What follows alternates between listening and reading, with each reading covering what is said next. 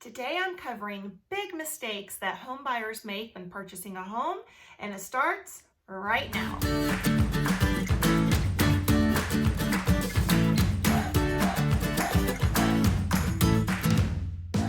All right, so the number one biggest mistake that home buyers make is that they begin their search before they have spoken with a lender.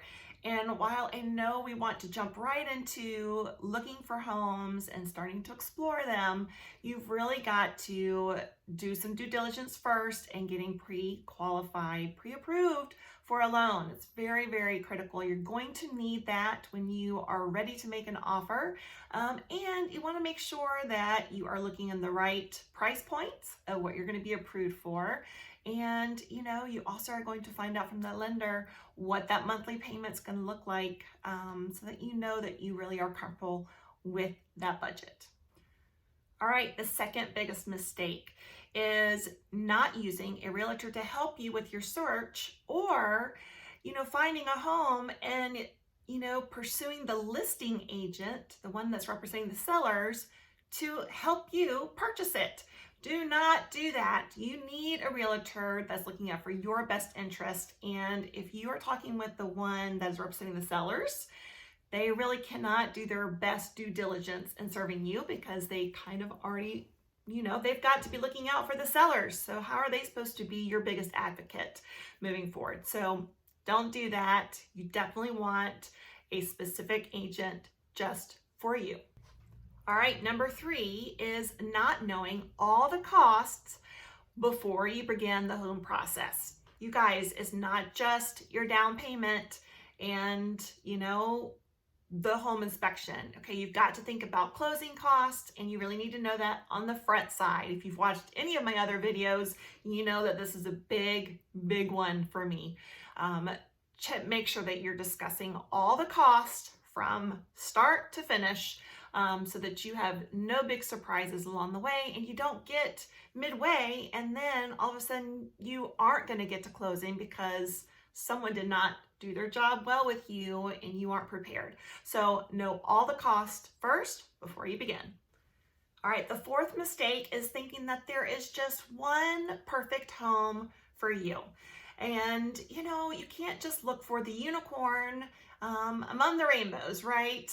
There are pros to cons to any house that you go, and it's good to know what is most important to you. What are those must-haves that you will just not, they're, the non-negotiable items, but there are also some, items and things that you want but aren't necessarily a must-have. And one thing I do with my clients is I'm starting to use a buyer questionnaire, just to help them, work through those things. And sometimes you think one thing is really important, and as you get into it and you start viewing some homes, you kind of tweak it a little bit. So don't think there's only one perfect home out there.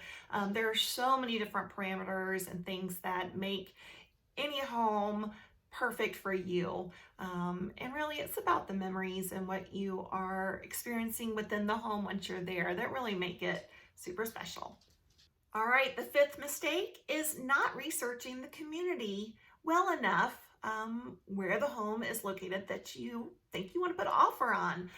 Make sure you are familiar with the area. Make sure you are looking into schools, churches, sports leagues, things that are important to you and your family. Make sure you're researching that so that you know that the place that you are putting an offer on, you feel really good about it. You want to be familiar with those things, and that's a process for sure, but do a little added research. All right, one of my little guys has joined me for the rest of this video. All right, I've got 2 more mistakes that homeowners make. Number 6 is skipping the home inspection. Do not do that, you guys. Do not skip the home inspection. Now, in a market like we currently are in, it's a huge seller's market right now. And so we are seeing people do home inspections for informational purposes only, which means they're still going to pay for their home inspection. They're just not going to be asking the sellers to make any repairs. But you've got to do that. You need to know if there's any major issues going on within the home. Do not skip the home inspection. that really could hurt you on the back end if you skip it all together. So perhaps do it just for informational purposes, but do not skip it. Nope, don't skip it. All right, and number 7, the last one I'm going to bring up for today, is underestimating the future costs, maintenance, upkeep of the home that you're buying. There are definitely going to be ongoing things that as a home buyer, you now are responsible for. Owning your home is amazing, and it's quite a wonderful thing to be at that place in life where you have a home, but you've got to basically budget and plan for emergencies and things that happen. One thing that you can do is get a home warranty.